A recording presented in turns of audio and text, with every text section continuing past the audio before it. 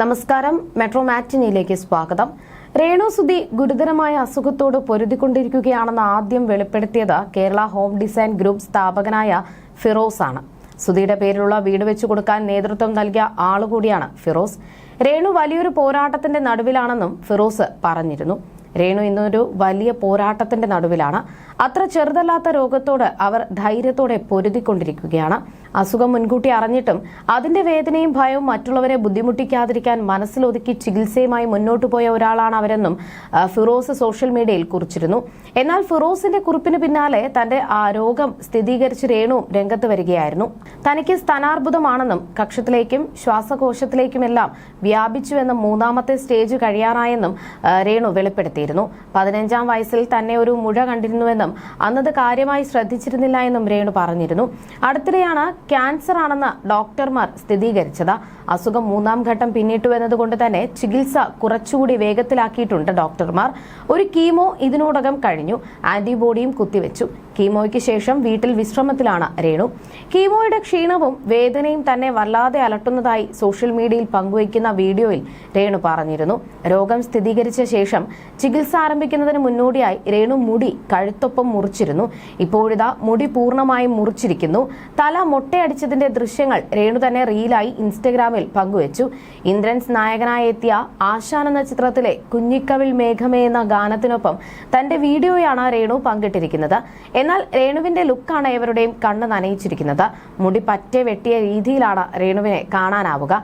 ഇതെല്ലാവരുടെയും മനസ്സുലച്ചിട്ടുണ്ടെന്നത് comment ബോക്സിൽ നിന്നും വ്യക്തമാണ്. വേദനയ്ക്കിടയിലും ചിരിച്ച മുഖത്തോടെയുള്ള രേണുവിനെ പ്രശംസിച്ചും പ്രാർത്ഥനകൾ നേർന്നുമെല്ലാമാണ് കമന്റ് ബോക്സ് നിറയുന്നത്. ചേച്ചിക്കും ആയുസ്സും ആരോഗ്യവും ഉണ്ടാവട്ടെ. കൂടപ്പിറപ്പിനെ ആര് കുറ്റപ്പെടുത്തിയാലും കൈവെടിയരുത്. രേണുവിനെ ഇങ്ങനെ കാണുമ്പോൾ വല്ലാത്ത സങ്കടം തോന്നുന്നു. ഒരിക്കൽ പോലും നേരിട്ട് സംസാരിക്കുകയോ കാണുകയോ പോലും ചെയ്യാത്ത ആളുകളെ വിമർശിക്കാനും കുറ്റപ്പെടുത്താനും നിൽക്കരുത്. ഓരോരുത്തരുടെ പ്രശ്നം അവരവർക്ക് മാത്രമേ അറിയൂ. അസുഖമൊക്കെ മാറി വേഗം തിരിച്ചു വരൂ രേണു. മകന്റെ കാര്യങ്ങൾ ഒരുപാട് ചെയ്യുവാനുണ്ട്. പാവം കണ്ടിട്ട് സങ്കടം വരുന്നു. കഴിഞ്ഞതൊന്നും ഓർത്ത് വിഷമിക്കേണ്ട. പോയതൊക്കെ പോകട്ടെ. വരാൻ പോകുന്ന നല്ല ദിനങ്ങൾ എണ്ണി മുന്നോട്ട് പോകുക. രേണുമോളെ, നിനക്ക് വേണ്ടി ഞാൻ ഒരുപാട് പ്രാർത്ഥിക്കുന്നുണ്ട്. രേണു, നിന്നെ ആദ്യമൊന്നും എനിക്ക് ഇഷ്ടമല്ലായിരുന്നു. നിന്നെ കളിയാക്കിയ കൂട്ടത്തിൽ ഞാനും ഉണ്ടായിരുന്നു. പക്ഷേ ഇപ്പോൾ നിന്റെ പോസ്റ്റുകൾ കാണുമ്പോൾ ശരിക്കും നീ എന്നെ കരയിക്കുന്നു. മനസ്സിന് ധൈര്യം കൊടുക്കണം രേണു. മനസ്സ് ഡൗൺ ആക്കാതെ നോക്കുക എന്നിങ്ങനെ പോകുന്നു കമന്റുകൾ. ഇതുവരെ രേണുവിനെ ഇങ്ങനൊരു രൂപത്തിൽ പ്രേക്ഷകർ ആരും തന്നെ കണ്ടിട്ടില്ല. പക്ഷേ ഒരു രോഗത്തിന്റെ ഭാഗമായി രേണു മുടി മുഴുവൻ മുറിച്ചുവെന്നത് ആരാധകരിലും വലിയ വേദനയുണ്ടാക്കി. കണ്ടിട്ട് സഹിക്കാനാവുന്നില്ല എന്നാണ് ഏറെയും കമന്റുകൾ. രേണുവിന്റെ തലയിൽ ചേച്ചി തലോടി ആശ്വസിപ്പിക്കുന്നതും വൈറൽ വീഡിയോയിൽ കാണാം. ഡോക്ടറുടെ നിർദ്ദേശപ്രകാരമാണ് രേണു മുടി പൂർണ്ണമായും മുറിച്ചു നീക്കിയത്. കീമോയും മറ്റു ചികിത്സകളും തുടർന്നും നിരവധി രേണുവിന് ബാക്കിയുണ്ട്.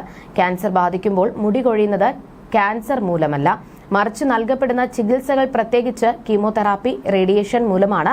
ക്യാൻസർ കോശങ്ങളെ നശിപ്പിക്കാൻ ഉപയോഗിക്കുന്ന ഈ ചികിത്സകൾ മുടി വളരുന്ന കോശങ്ങളെ കൂടി ബാധിക്കുന്നതിനാലാണ് മുടി കൊഴിയുന്നത്. ഇത് തലയിലെ മുടി മാത്രമല്ല, പുരികം, കൺപീലികൾ എന്നിവ കൊഴിയാനും കാരണമായേക്കാം. ചികിത്സ അവസാനിച്ച ശേഷം മുടി സാധാരണ നിലയിൽ വളർന്നു തുടങ്ങും. കീമോതെറാപ്പിയിൽ ക്യാൻസർ കോശങ്ങളെ നശിപ്പിക്കാൻ ഉപയോഗിക്കുന്ന മരുന്നുകൾ പെട്ടെന്ന് വളരുന്ന കോശങ്ങളെയാണ് ലക്ഷ്യമിടുന്നത്. ഇത് തലയിലെ മുടി മാത്രമല്ല, പുരികം, കൺപീലി, ശരീരത്തിലെ മറ്റു രോമങ്ങളും എന്നിവ കൊഴിയാനും കാരണമാകാം. അതുപോലെ റേഡിയേഷൻ നൽകുന്ന ശരീരഭാഗങ്ങളിൽ മാത്രമാണ് മുടി കൊഴിച്ചിൽ ഉണ്ടാകുന്നത്. ഉദാഹരണത്തിന് തലച്ചോറിലെ ക്യാൻസറിന് റേഡിയേഷൻ ചെയ്യുമ്പോൾ തലയിലെ മുടി കൊഴിയാം. ഹോർമോൺ തെറാപ്പി അല്ലെങ്കിൽ ടാർഗറ്റഡ് തെറാപ്പി, ഈ ചികിത്സകൾ മുടി പൂർണ്ണമായി കൊഴിയാൻ കാരണമാകില്ലെങ്കിലും മുടി നേർത്തതാകാനോ വളർച്ച മന്ദഗതിയിലാകാനോ ഇടയാക്കാം. ചികിത്സ തുടങ്ങുന്നതിന് മുൻപ് മുടി വെട്ടുന്നത് കൊഴിച്ചിലുണ്ടാക്കുന്ന മാനസിക വിഷമം കുറയ്ക്കാൻ സഹായിക്കും. മുടി കൊഴിച്ചിൽ തടയാൻ സ്കാൽപ്പ് കൂളിംഗ് ക്യാപ്സ് പോലെയുള്ള മാർഗങ്ങൾ ചില ചികിത്സാ കേന്ദ്രങ്ങളിൽ ലഭ്യമാണ്. രേണുവിന് രോഗം സ്ഥിരീകരിച്ച ശേഷം ആളുകൾക്ക് താരത്തോടുള്ള സമീപനത്തിൽ വലിയ മാറ്റം വന്നിട്ടുണ്ട്. മുൻപ് രേണുവിന്റെ കമന്റ് ബോക്സ് നിറയെ പരിഹാസവും ചീത്തവിളികളും ശാപവാക്കുകളുമായിരുന്നുവെങ്കിൽ ഇന്ന് കമന്റ് ബോക്സ് മുഴുവൻ പ്രാർത്ഥനകളും പോസിറ്റിവിറ്റിയും നിറയുന്ന വാക്കുകൾ കൊണ്ട് നിറഞ്ഞിരിക്കുകയാണ്. എന്ത് തന്നെ പറഞ്ഞാലും രേണുവിനെ ഇങ്ങനെ കണ്ടപ്പോൾ വല്ലാത്ത വേദന തോന്നി. വിഷമിക്കാതെ, എല്ലാം ശരിയാകും. ധൈര്യമായിരിക്കൂ. എല്ലാം പെട്ടെന്ന് മാറി പഴയതിനേക്കാൾ ഉഷാറായി വേഗം വായു. മുടിയൊക്കെ ഇനിയും വരും. പേടിക്കേണ്ട. ഒരുപാട് പേരുടെ പ്രാർത്ഥനയുണ്ട്. മുടിയൊക്കെ പോട്ടെ, അസുഖം ഭേദമായാൽ മതിയായിരുന്നു എന്നിങ്ങനെ നീളുന്നു കമന്റുകൾ. തനിക്ക് വേണ്ടിയല്ല, തന്റെ മകനെ ഓർത്ത് രോഗം ഭേദമായി ജീവിതത്തിലേക്ക് ഞാൻ തിരിച്ചു വരാൻ എല്ലാവരും പ്രാർത്ഥിക്കണമെന്നാണ് രേണു നിരന്തരം പറയുന്നത്. കുടുംബത്തിലെ ഏക വരുമാന സ്രോതസ്സായിരുന്ന രേണു സുധിയുടെ മരണശേഷം കുടുംബം നോക്കിയതും രേണുവായിരുന്നു. രേണുസുധിയെക്കുറിച്ച് സംസാരിച്ച നടൻ സാജു നവോദയയും രംഗത്തെത്തിയിരിക്കുകയാണ്. രേണുവിനെ വിളിക്കാറുണ്ടെന്നും സാജു പറഞ്ഞു. ഇപ്പോൾ രേണു വിളിച്ചു വെച്ചതേയുള്ളൂ. ഞങ്ങൾ അങ്ങനെ എപ്പോഴും കമ്മ്യൂണിക്കേറ്റ് ചെയ്യാത്ത ആൾക്കാരാണ്. വയ്യ എന്നറിഞ്ഞപ്പോൾ കഴിഞ്ഞ ദിവസം ഞാനും ഭാര്യയും കൂടി വിളിച്ചു. ധൈര്യമായിട്ടിരിക്കുക, മരുന്നൊക്കെ കഴിക്കുക, ബാക്കിയൊക്കെ ഓക്കെ എന്ന് പറഞ്ഞതാണ്. ഇപ്പോൾ എന്നെ വിളിച്ചിരുന്നു. ചേച്ചിയും ചേട്ടനും കൂടെ ഒന്ന് കാണാൻ വരുമോ എന്ന് ചോദിച്ചു. അങ്ങോട്ട് പോകണം. എപ്പോഴും ഓടിച്ചാടി വരുന്ന ബന്ധമല്ല. സുധി മരിച്ച ശേഷം അവരുടെ കാര്യങ്ങൾ അറിയും. വിളിച്ചു നോക്കുകയോ അല്ലെങ്കിൽ ദിവസവും പോയി കാണുകയോ ചെയ്യുന്ന ആളല്ല. പക്ഷേ അവരോടും ആ കൊച്ചിനോടുമുള്ള സ്നേഹം നമുക്കുണ്ട്. ഇപ്പോൾ മാനസികാവസ്ഥ ഭയങ്കര പ്രശ്നമാണ്. അതിൽ നിന്ന് റിക്കവർ ആകുമെന്നും സാജു നവോദയ പറഞ്ഞു. ഒരാളുടെ ജീവിതം തിരഞ്ഞെടുക്കുന്നത് അവരുടെ ഇഷ്ടമാണ്, അവരുടെ തീരുമാനങ്ങളാണ്, അവരുടെ ശരിയെന്നും സാജു നവോദയ പറഞ്ഞു. ഒരു മാധ്യമത്തിന് നൽകിയ അഭിമുഖത്തിലായിരുന്നു സാജുവിന്റെ പരാമർശം. ക്യാൻസർ ചികിത്സയിലുള്ള രേണു ഇപ്പോൾ ശാരീരികമായി തളർന്നിട്ടുണ്ട്. കുടുംബത്തിന്റെയും ജനങ്ങളുടെയും പിന്തുണയും പ്രാർത്ഥനയുമാണ് രേണുവിന്റെ ആശ്വാസം. അസ്വസ്ഥതകളും ബ്ലീഡിങ്ങും വേദനയും എനിക്കുണ്ട്. ഞാൻ കുഞ്ഞിലെ മുതലേ ദൈവവിശ്വാസിയാണ്. പ്രാർത്ഥനയുമായി നടന്ന ആളാണ്. കുറെ നാളായി തിരക്ക് മൂലം ഓടി നടക്കുകയായിരുന്നു. രോഗശയ്യയിലായപ്പോഴാണ് ദൈവത്തെക്കുറിച്ച് കൂടുതൽ മനസ്സിലാക്കാനായത്. ഹിന്ദുവെന്നോ മുസ്ലിമെന്നോ ക്രിസ്ത്യനെന്നോ വ്യത്യാസമില്ലാതെ ഒരുപാട് പേർ എനിക്ക് വേണ്ടി പ്രാർത്ഥിക്കുന്നു, വഴിപാടുകൾ ചെയ്യുന്നു.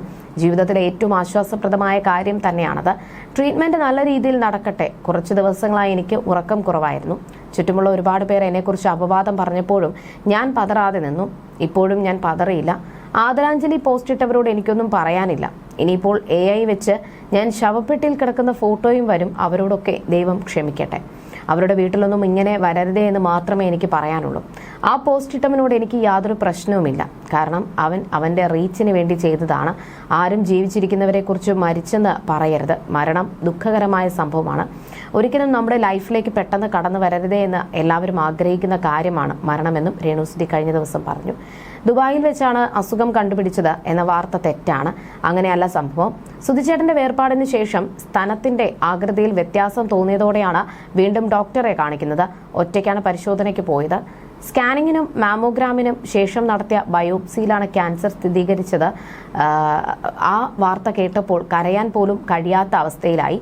വീട്ടുകാർ വിഷമിക്കേണ്ടതില്ലെന്ന് കരുതി ആരോടും പറഞ്ഞില്ല. പിന്നീട് എന്റെ പെരുമാറ്റത്തിൽ വന്ന മാറ്റം കണ്ട് മാനേജർ കരിഷ്മ കാര്യങ്ങൾ ചോദിച്ചറിയുകയായിരുന്നു. കരിഷ്മയാണ് ചേച്ചിയെ വിവരം അറിയിക്കുന്നത്. തുടർന്ന് പരുമല ആശുപത്രിയിൽ പെറ്റ് സ്കാൻ ചെയ്യാൻ പോയപ്പോഴാണ് രോഗവിവരം പുറത്തായതെന്നാണ് രേണുസുധി തന്റെ രോഗത്തെക്കുറിച്ച് കഴിഞ്ഞ ദിവസം പറഞ്ഞത്. രോഗവിവരം അറിഞ്ഞതിനാൽ ചികിത്സയ്ക്കുള്ള പണം കണ്ടെത്താനാണ് താൻ സബ്സ്ക്രിപ്ഷൻ തുടങ്ങിയതെന്നും രേണു വെളിപ്പെടുത്തിയിരുന്നു.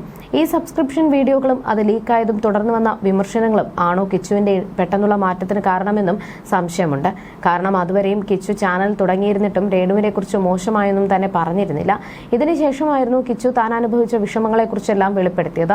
ഇപ്പോൾ രേണു കാരണങ്ങൾ എല്ലാം തുറന്നു പറഞ്ഞ സ്ഥിതിക്ക് കിച്ചു എല്ലാം മനസ്സിലാക്കി രേണുവിന്റെ അടുക്കലേക്ക് തിരികെ വരുമെന്നാണ് ആരാധകരും പ്രതീക്ഷിക്കുന്നത്.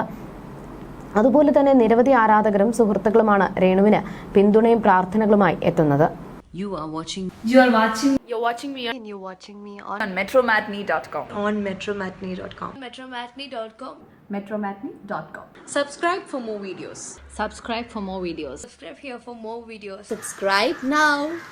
Thank you.